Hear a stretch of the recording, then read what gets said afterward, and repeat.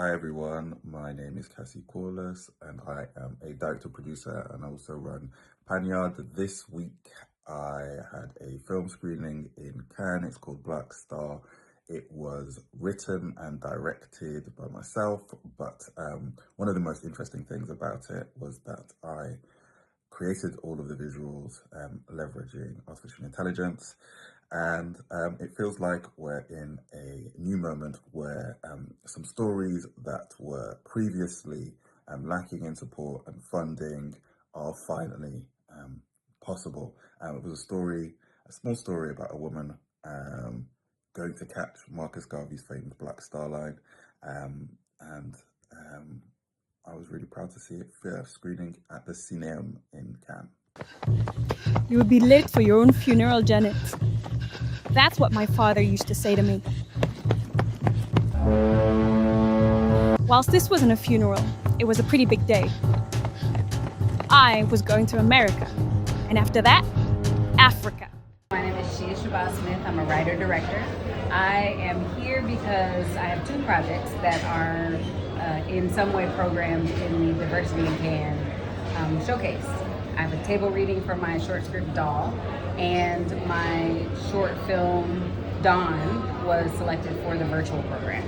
Wonderful. What do you think are the opportunities for international creators or for international collaborations? Do you think there's an opportunity right now? Absolutely. I feel like, especially since whatever's happening with the larger studios, the collapse of what looks like the Hollywood engine is happening right now.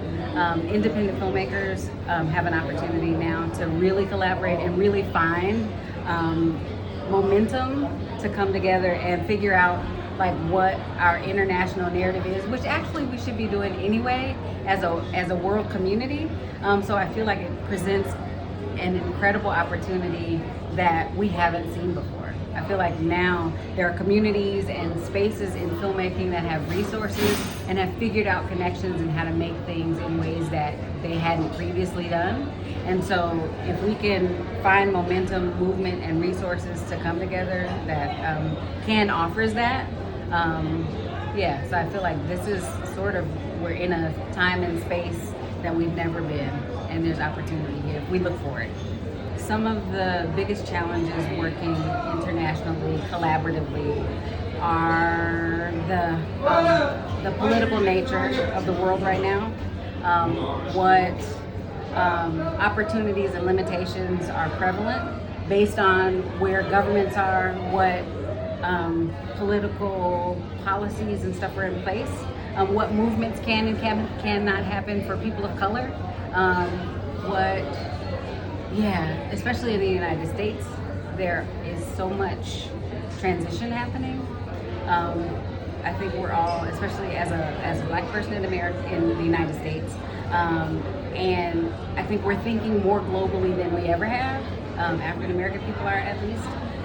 As a filmmaker, I am. So understanding what is in the rest of the world, right? So not thinking of ourselves as a monolith, not thinking of ourselves as conditioned and limited to what is around us, and understanding what's available in other cultures. And I think also creating a cross-cultural narrative, right? Finding the things that bring us together, the things that make us similar, and not thinking of ourselves as divided, especially by unnatural boundaries. So what brought me to Cannes is initially I had submitted a script to the Diversity in Cannes program. And so it was just to get feedback. I had written a script that I was inspired to write, and it started advancing in different spaces. So here, there will be a table reading for that.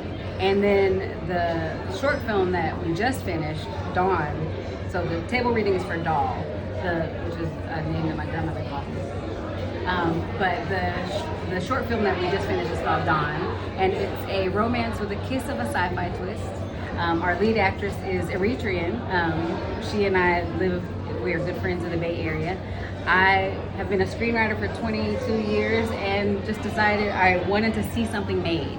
And so we got together a Bay Area crew, shot the film, and it is a part of the virtual program for Diversity in Can. So we're doing our film festival run right now. We've entered several film festivals, gotten back. We've been official selections for 2 so far. The 2 that are leading the sort of submissions, and waiting to hear from several others. So right now it's available.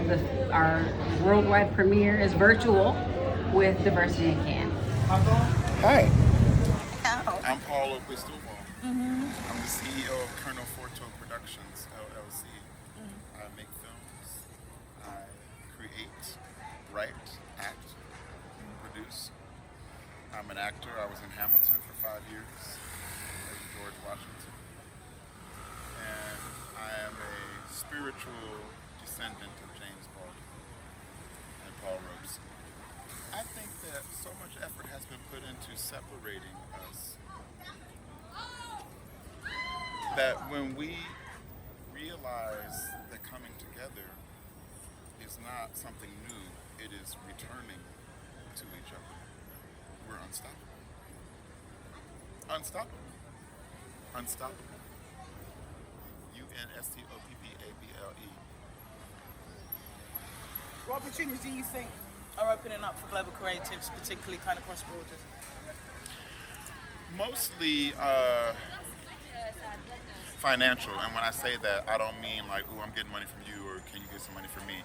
It's that people are realizing that when we pool our resources, it's not as hard as we thought it was to put a project together. The projects I'm most excited about are a sci-fi Afrofuturism web series about Black female scientists who have colonized the New World. And so I have the first 2 episodes are up on Amazon Prime. They're up on Amazon Prime. The series is called Tulsa.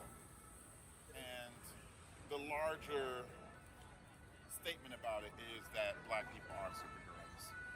The other series I'm working on is an 8-episode limited series about Frederick Douglass and the little known time that he spent in Ireland for 4 months. I know, I see the look in your eye. People don't know. When I was told, I didn't believe it so much that I flew myself to Ireland to research it. And as I started finding it out and walking in his footsteps, I was taking a taxi in Ireland. The taxi driver said, of course he looked at me. And he said, what are you doing here? And I said, I'm researching a project on Frederick Douglass. He said, oh, you're not paying for this taxi. People in Ireland know about him on that level. You mention Frederick Douglass, they say, what you need? What do you need? So the effect he had on that country, he was there right when the Great Famine started. So he could see, oh, y'all, the British are treating y'all the way white people treat us in America. We have a kinship here.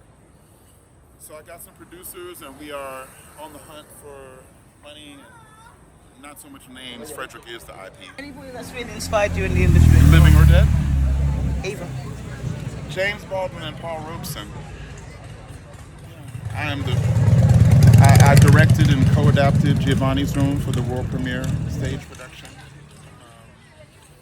And James wrote a lot of his work not far from here. And Paul Robeson, sometimes Black people can really pull one on each other. He's known for Old Man River and all that. He was such a political force.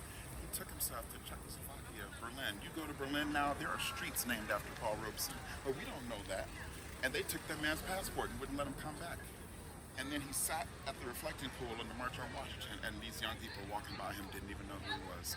So I just think in general, Lena Horne, we need to know who our people are.